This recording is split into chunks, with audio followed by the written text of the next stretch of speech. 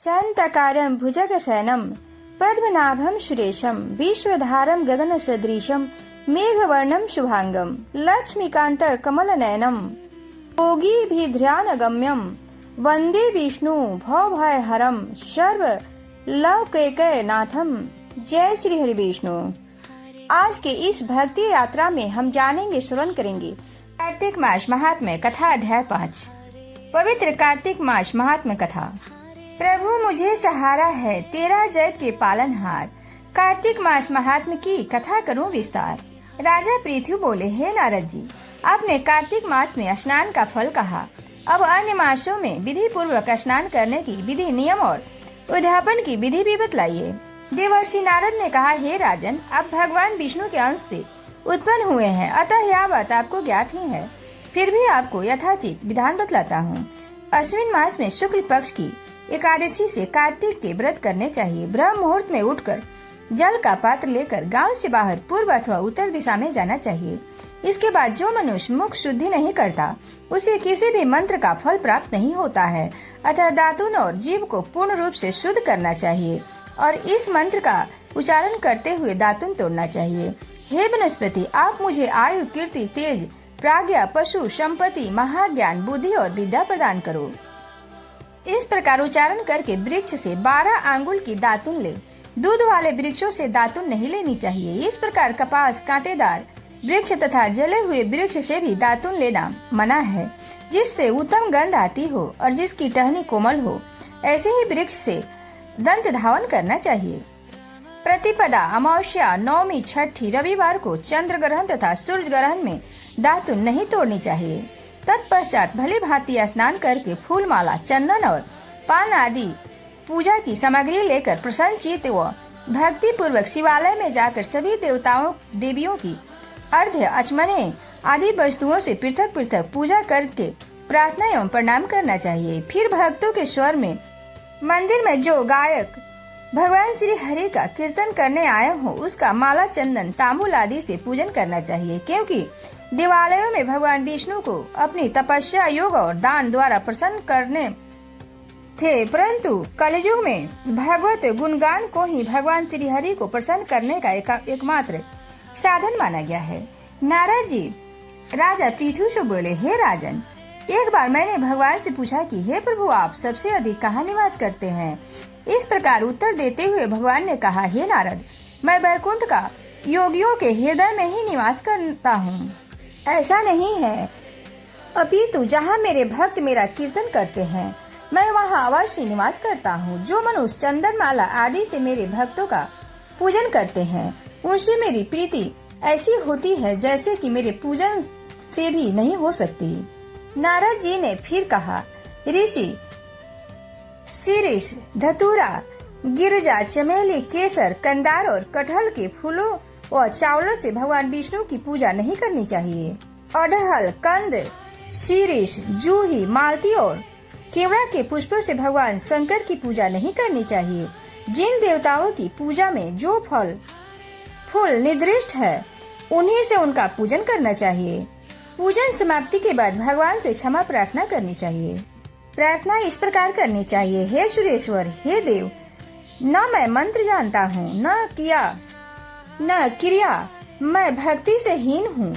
मैंने जो कुछ भी आपकी पूजा की है उसे पूरा करो। ऐसी प्रार्थना करने के पश्चात साष्टांग प्रणाम करके भागवत कीर्तन करना चाहिए, श्री हरि की कथा सुननी चाहिए और प्रसाद ग्रहण करना चाहिए। जो मनुष्य उपरोक्त विधि के अनुसार कार्तिक व्रत का अनुष्ठान करते हैं, वह जगत के सभी सुखों को भोगते हुए अंत में मुक्ति को प्राप्त करते हैं। तो सब प्रेम से बोलिए श्री हरि भगवान विष्णु की जय।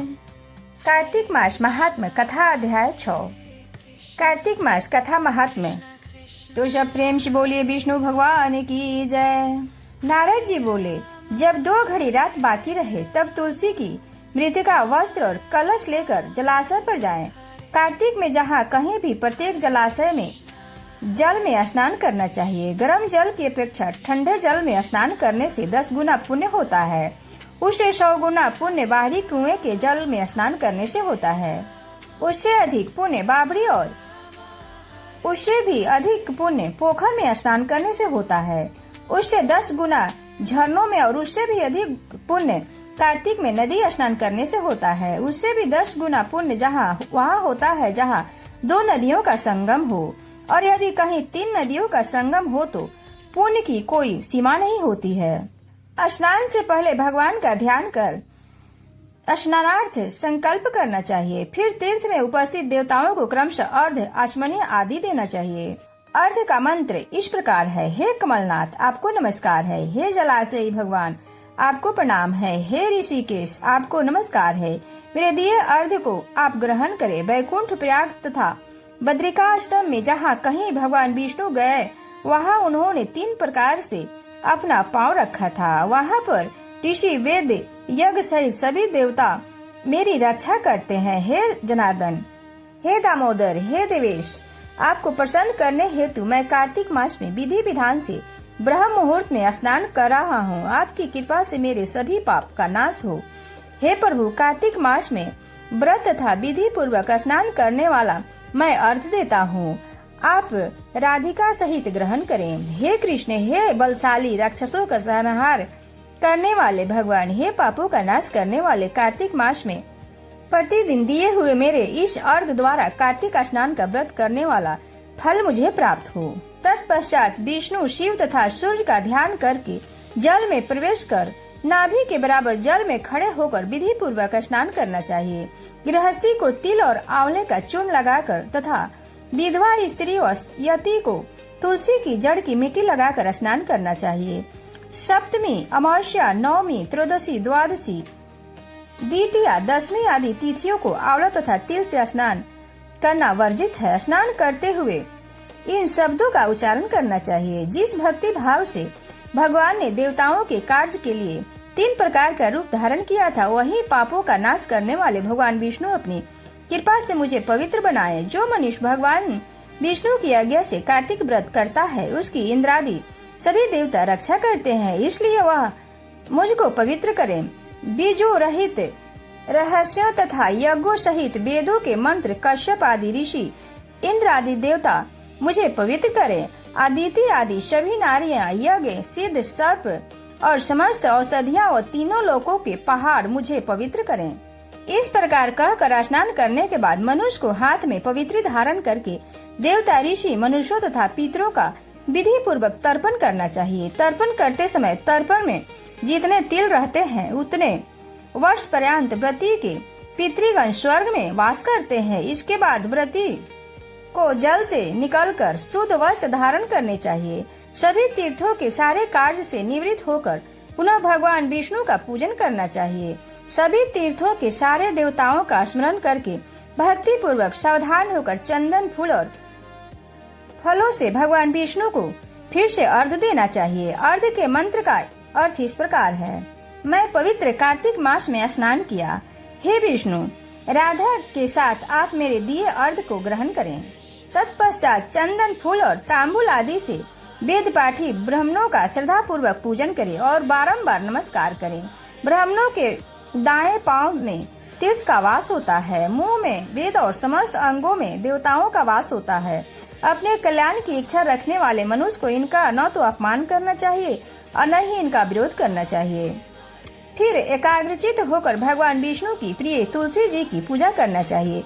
उन्हीं की परिक्रमा करके उनको प्रणाम करना चाहिए। हे देवी, हे तुलसी, देवताओं ने ही प्राचीन काल से तुम्हारा निर्माण किया है और ऋषियों ने तुम्हारी पूजा की है। हे विष्णु प्रिया तुलसी, आपको नमस्कार है। मेरे आप समस्त पापों को नष्ट करें। इस प्रकार जो मनुष्य भक्ति पूर्वक कार्तिक व्रत का अनुष्ठान करते हैं, वे संसार के सुखों का भोग करते हुए अंत में मोक्ष को प्राप्त करते हैं। जय श्री हरि विष्णु। भगवान विष्णु सबका मंगल करें। तो सब प्रेम से बोलिए विष्णु भगवान की जय। पवित्र कार्तिक मास की जय। माता तुलसी की आरती। माँ तुलसी पूजन, तुलसी विवाह एवं कार्तिक माह में माँ तुलसी की आरती। इस आरती के बिना कार्तिक माह का व्रत पूर्ण नहीं होता है। माँ तुलसी की आरती कार्तिक मास में सबसे अधिक श्रवण की जाती है। तुलसी महारानी नमो नमो, हरि की पटरानी नमो नमो। धन तुलसी पूरन तप कीनो, सालिग्राम बनी पटरानी।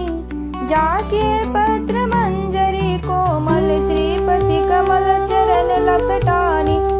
तुलसी महारानी नमो नमो, हरि की पटरानी नमो नमो। धूप दीप नैवेद्य आरती पुष्पन वर्षा वर्षानी, 56 भोग 36 व्यंजन, बिन तुलसी हरि एक न मानी। तुलसी महारानी नमो नमो, हरि की पटरानी नमो नमो। सभी सखी मैया तेरे रस गावे, भक्ति दान दी जय महारानी। नमो नमो तुलसी महारानी, तुलसी महारानी नमो नमो, तुलसी महारानी नमो नमो, हरि की पटरानी नमो